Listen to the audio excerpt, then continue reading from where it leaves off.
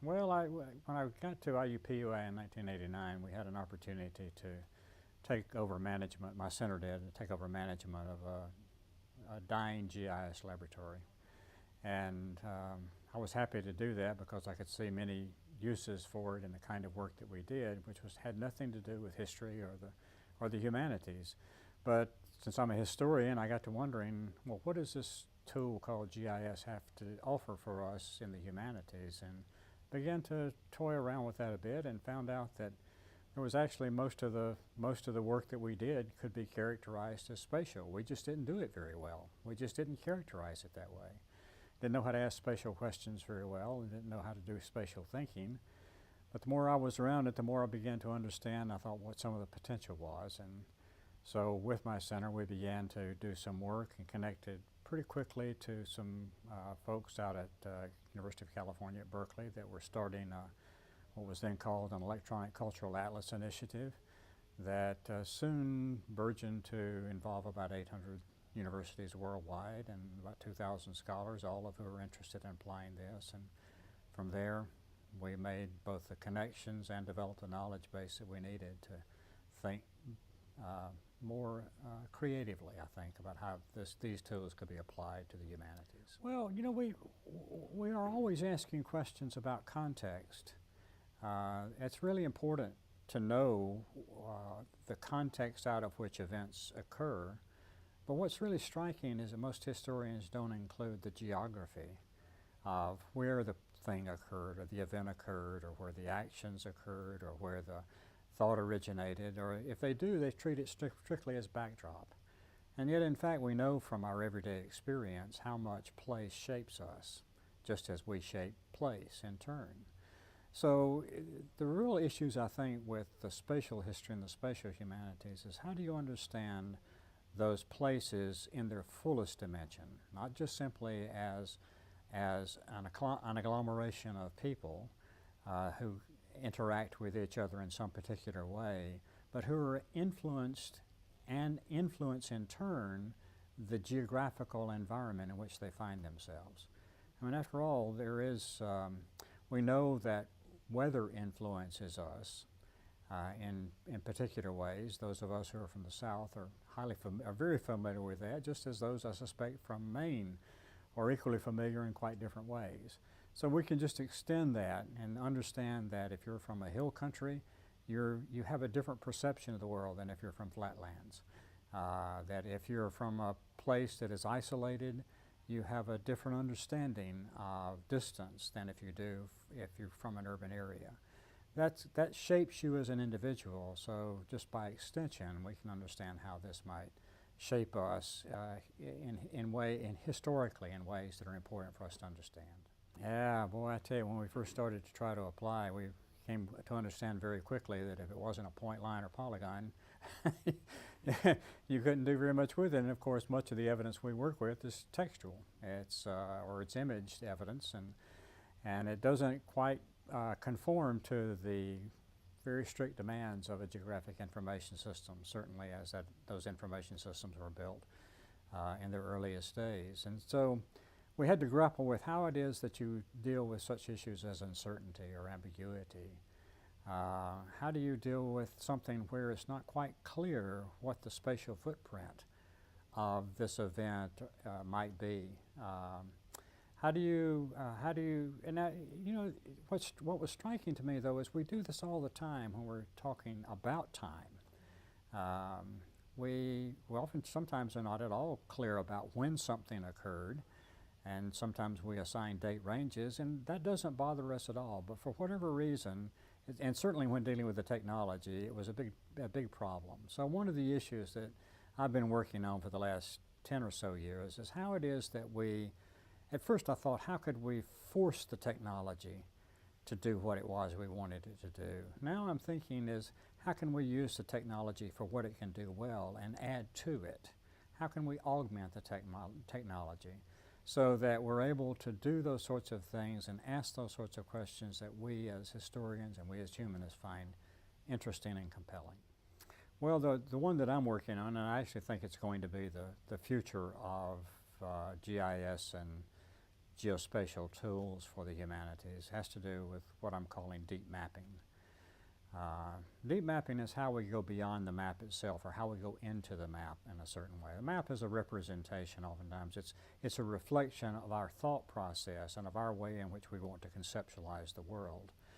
But we understand that in doing that, we've done essentially what it is that we do in a book. That is, we've taken a lot of evidence, we've distilled it down, and we've presented it as an argument, although in this instance in a mapped form. But we recognize that in doing that, we've shut off a lot of the contingencies. We've made our choices, and we have hidden or managed not to deal with the contingencies that were present within that environment. We've kind of ignored or brushed over the ambiguities and the uncertainties that existed. And so how is it that we create an environment in which people can do, first of all, can see those things. They can see that within any situation that there are multiple actors, each of whom will have their own view. So how can we position ourselves within this map so that we can see all of those views? So that as we shift position, we can see the different perspective that is there. And that's difficult in a 2D environment. That's difficult even in a 2.5D environment. So how do we manage to put ourselves then in something that more approximates the world as we understand it to be? The other issues, I think, have to do with how do we understand that there's a range of evidence out there that we have, that we in fact to construct our arguments select, and we organize and we order that. And in a book, that's pretty clear what you're doing. You're organizing that in support of an argument, but it's a fairly linear process.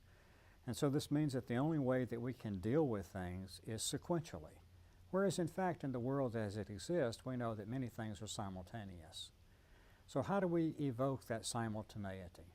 How do we allow the people who we want to interact with that map, or how do we allow ourselves to use that map to discover things?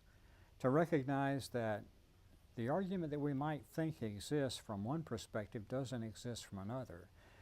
Can we find ways to kind of chart our way through this evidence that constitutes what is hidden within that map, so that we can show ourselves and others what paths we have taken?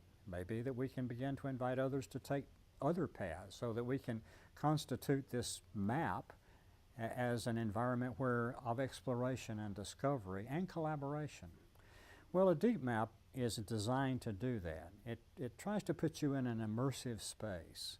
Now, I think the way that's going to happen actually is through using serious gaming engines, where you begin to populate the environment with the kind of evidence that you have uncovered, but you're in the middle of that evidence. Some good examples exist of, I think, of what's potential.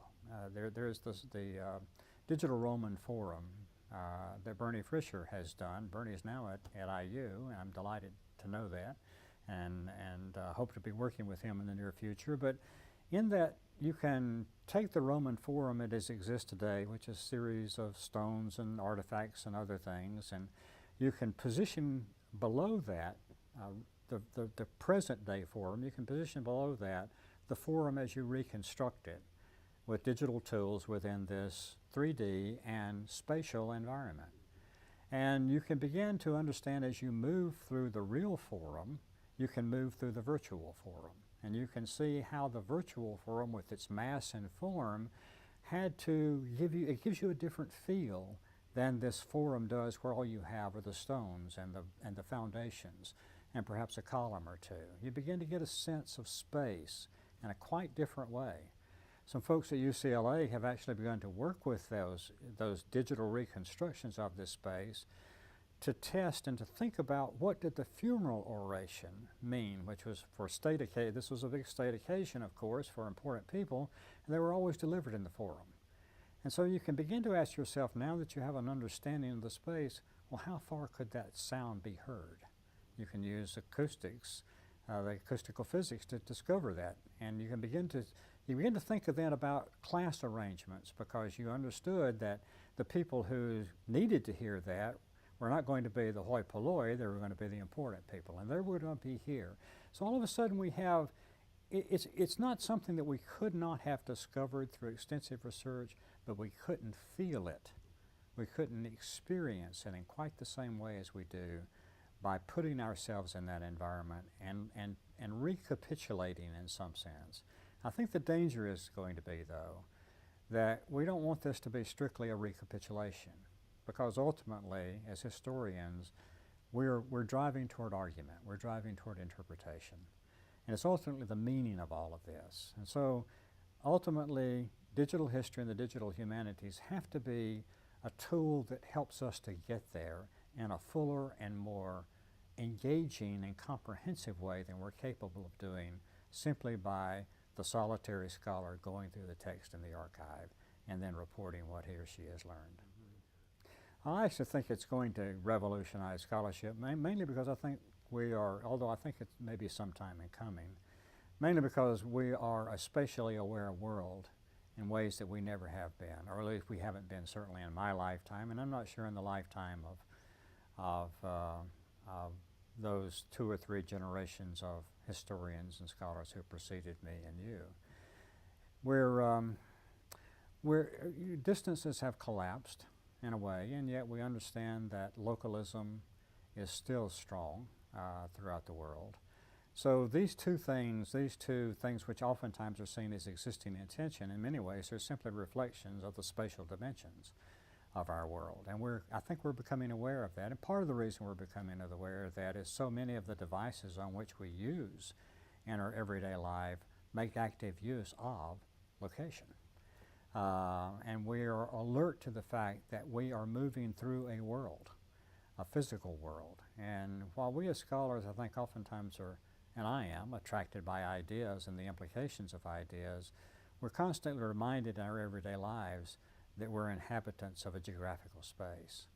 And that space is shaping us just as we're shaping it. So I think this and the fact that regardless of whether we have embraced it or not, we are all postmodernist. And in postmodernism, it is emotion and experience that count as much as logic and rationality. It's the recognition that we are more than simply the product of a structured argument. And so all of this, I think, suggests, at least to me, that our disciplines are going to open themselves at some point to the implications of this for the questions that we ask. And in fact, we're going to be asking new questions because of this. And the nice thing is that for reasons not of our own making, but for reasons that are fortuitous for us, we now have tools that we can use, and increasingly we're having those tools that are accessible to us in ways that I could not have imagined 10 years ago. GIS is much easier to use than it was then, but it's going to be even much easier to use in the future. So that all of these things, including the mapping tools that we have, make us continually aware of a space in ways that I think haven't been present in the past. Now the danger, of course, is that these make space so particular for us that we forget the larger context. We forget the scales of space, just like we oftentimes forget scale or time. That things are happening at multiple scales all the time, and what the connection is between these scales is going to be one of the most intriguing questions, I think, that we'll face. Well, I think the biggest obstacles still are intellectual obstacles. That is, how do you think spatially? How do you think visually? In both of those things, we as historians are not well trained. It's not that we don't have active imaginations. We do. In fact, I suspect most of us, and maybe this is just a human characteristic, most of us, when hearing words, are translating those into word pictures in our mind, but we don't know how to ask a question that requires us to think about the meaning of that picture or of that image, and we don't ask the questions that require us to think about the meaning of space.